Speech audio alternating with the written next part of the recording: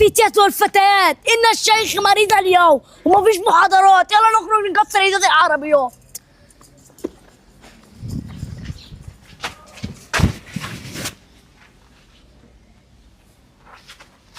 الشيخ حركة ده.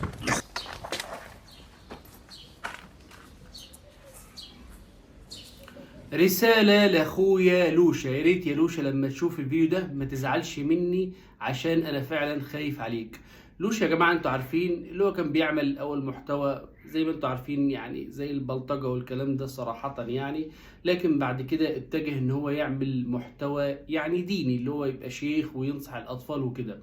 بس في مشكلة يا لوشا، المشكلة الأولى طبعا في فيديوهاتك اللي انت بتتكلم باللغة العربية، ويعني اسلوبك يحسس ان هو الدين ايه تزمت او الدين صعب، قم توضأ كذا كذا. لكن طبعا المشايخ احنا بنتكلم عادي خالص اهو، مش شرط اللغة العربية، او مثلا مش شرط ايه ان احنا نتكلم كل حاجة بالنظرة والبصة وانك كذا وانك كذا.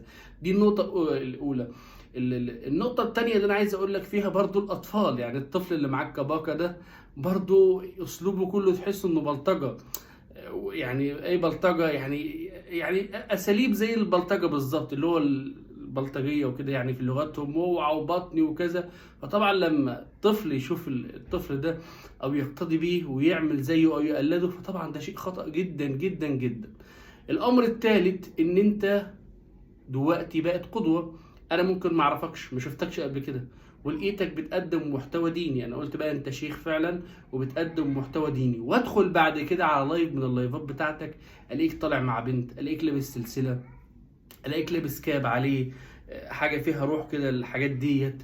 فانا اقول الله، ازاي شيخ بيقدم نصايح للاطفال وكتاب وقرآن وبعد كده طالع مع بنت؟ طب حلو ده، طب ما احنا نعمل كده، ممكن نبقى مشايخ وممكن بعد كده نطلع مع بنات او. فاللي انا عايز اقوله لك ان المحتوى الديني يا جماعه مفيش حاجه اسمها نعمل محتوى ديني.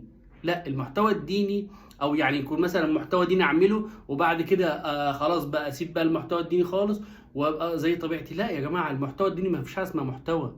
انا دلوقتي مثلا بعمل فيديوهات دينيه او هعمل عمل ديني، هو ده اساسي، هو ده مبدئي، وهي دي حياتي، وهو ده لايفي.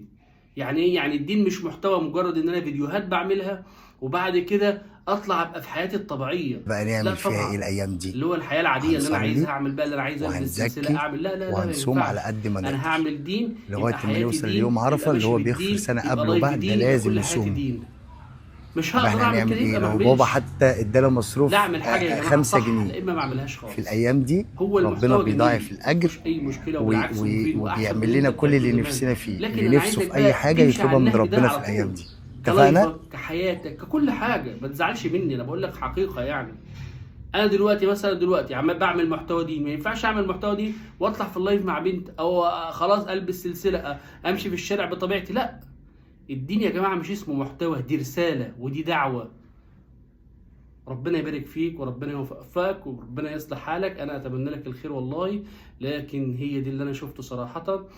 بقلب لقيتك لايف مع بنت فزعلت جدا كسلاسل، قلت ده انت اتغيرت صراحه. فما ينفعش يبقى انا بعمل حاجه وفي حقيقتي وطبيعتي حاجه تانية خالص. ربنا يوفقك ويصلح حالك، وانا بتمنى لك الخير. فحاول اللي انت زي ما بتكون في الفيديوهات زي ما بتكون في الحقيقة.